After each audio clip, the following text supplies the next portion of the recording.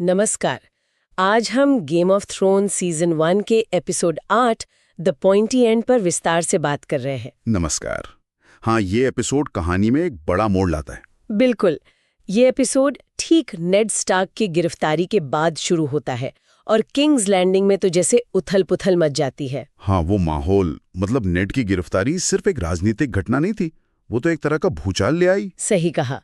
जैसे ही नेड गिरफ्तार होता है, लैनिस्टर गार्ड्स स्टार्क के लोगों पर हमला कर देते हैं। बड़ा ही भयानक सीन था वो। और उसमें सैंसा तो बेचारी फंस जाती है, पकड़ी जाती है। हाँ, लेकिन आर्या का बचना कमाल था। और उसमें उसके डांस मास्टर साइरियो फॉरेल का जो रोल है। ओ हाँ, साइरियो फॉरेल, वो सीन तो गजब था। सोचिए, एक लकड़ी की तलवार से किंग्स गार्ड का सामना कर रहे थे वो। है ना, अविश्वसनीय। सिर्फ आर्या को बचाने के लिए नहीं, वो एक तरह से सत्ता को चुनौती भी थी। बिल्कुल। और अब आर्या अकेली है, अपनी तलवार नीडल के साथ, वही पॉइंटी एंड। अब वो तलवार सिर्फ खिलौना नहीं रही। हाँ, वो उसकी पहचान बन गई है, शायद उसके जिंदा रहने का जरिया भी। उधर सेंसा, वो अभी भी रानी सरसी से उम्मीद लगाए बैठी है, पिता की माफी के लिए। उसे शायद समझ ही नहीं आ रहा कि जॉफ्री के राजा बनने के बाद सरसी कितनी खुलकर खेल रही है।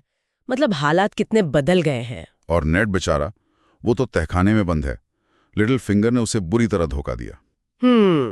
लेकिन नेड के पास वो एक राज है जॉफ्री के बारे में, कि वो असली वारिस नहीं है। हाँ, और यही राज उसकी सबसे बड़ी दुविधा भी है। क्या वो सच बताएगा या अपने परिवार को बचाने के लिए चुप रहेगा?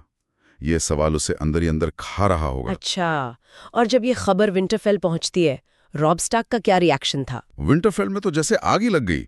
रॉब, जो अब तक एक लड़का ही समझा जाता था, वो एकदम से खड़ा हो गया। उसने सीधे युद्ध के लिए तैयारी शुरू कर दी। Call the banners. हाँ बिल्कुल। अपने पिता के साथ हुए धोखे के बाद उसने तुरंत अपने वफादारों को इकट्ठा किया। ये दिखाता है कि वो अब लीडरशिप लेने को तैयार है। ये स्टार्क परिवार की जिद दिखाता है कि वो आसानी से हार नहीं मानेंगे। वेस्टरोस में एक नए युद्ध की आहट सुनाई देने लगी थी। सही कहा। अच्छा, किंग्स लैंडिंग की इस गर्मी से दूर दीवार पर भी कुछ अजीब हो रहा था। Jon Snow. हाँ, वो अपने चाचा बेंजिंग के लापता होने से पहले ही परेशान था।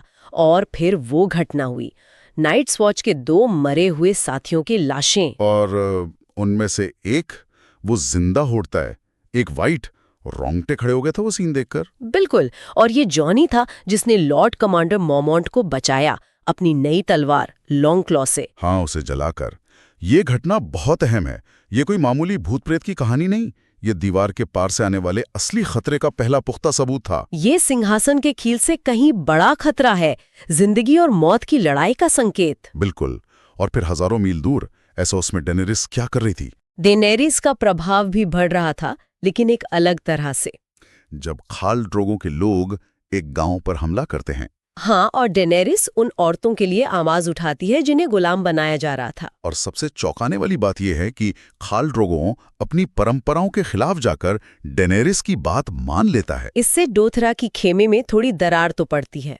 मागो नाम का एक योद्धा ड्रोगो को चुनौती देता है। ड्रोगो उसे मार तो देता है, लेकिन लड़ाई में उसे घाव लग जाता है। और वो घाव दिखने में छोटा सा, लेकिन उसके नतीजे बहुत भयानक होंगे। ये डेनेरिस के बढ़ते असर और पुरानी रिवायतों के टकराव का नतीजा था, कह सकते हैं। तो अगर हम देखें, आर्या भाग रही है, नेड के पास एक खतरनाक राज है, रॉब युद्ध की तैयारी में है, जॉन दीवार पर असली दुश्मन से लड़ रहा है, और डेनेरिस के कारण ड्रोगो घायल हो गया है। तो कहानी कई अलग अलग दिशाओं में बहुत तेजी से बढ़ रही है। ये सिर्फ राजनीतिक साजिशें नहीं रहीं। बिल्कुल। संघर्ष हर मोर्चे पर फैल गया है। राजनीतिक, सैनिक और यहां तक कि अलौकिक भी। दांव बहुत ऊंचे हो गए हैं। ये एपिसोड वाकई कहानी को एक बहुत बड़े टकराव की तरफ धकेल रहा है। कई छोटे छोटे तूफान एक साथ शुरू हो रहे हैं। हाँ, और यहीं एक सवाल मन में आता है। इन सब बड़ी घटनाओं के बीच आर्या का बचना, नेड का राज, रॉब का ऐलान, जॉन का सामना, डेनेरिस का बढ़ता असर और ड्रोगो का वो छोटा सा घाव, कौन सा पल ऐसा है जो दिखने में शायद छोटा लगे, पर भविष्य में सबसे बड़ा, सबसे अप्रत्याशित मोड़ लाएगा? किसका?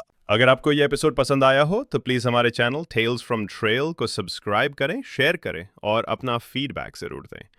अगले एपिसोड में हम जानेंगे कि क्या नेड स्टार्क बच पाएगा या राजनीति की ये चालें उसे निगल जाएंगी। मैं हूं आपका होस्ट, फिर मिलेंगे एक नई कहानी के साथ। तब तक के लिए विंटर इज कमिंग।